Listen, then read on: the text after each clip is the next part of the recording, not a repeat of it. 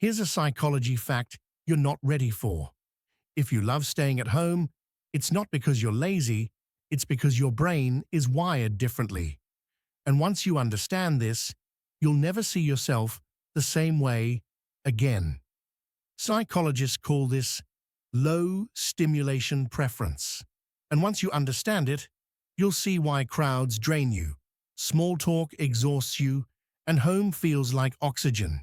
Your relationships, your habits, even your confidence, all of it is influenced by this one psychological pattern. But here's the problem. Society rewards the opposite. And here's where it gets even worse. The world doesn't just misunderstand people who love staying home, it quietly shames them. Over time, that shame rewires your behavior without you realizing it. Here's the uncomfortable truth. Psychology shows that people who love staying at home are often more self-aware, more sensitive to stimulation, and more emotionally intelligent. But instead of being valued, they're labeled as antisocial, boring, or unambitious. So your brain learns something dangerous. If I don't go out, something must be wrong with me. And that belief creates internal conflict. Not because you're broken, but because you're forcing yourself to live like someone you're not. But here's the part nobody wants to admit. Some people don't stay home because they're healing. They stay home because their nervous system is exhausted from pretending. This happens because your brain is constantly scanning for safety. For some people, safety comes from stimulation, noise, people, movement. But for others, safety comes from control, predictability, and quiet. Your brain isn't avoiding life.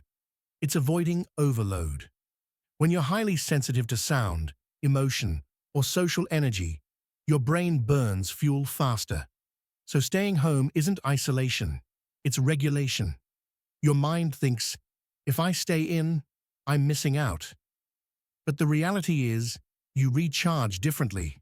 And when you ignore that, you don't become more social.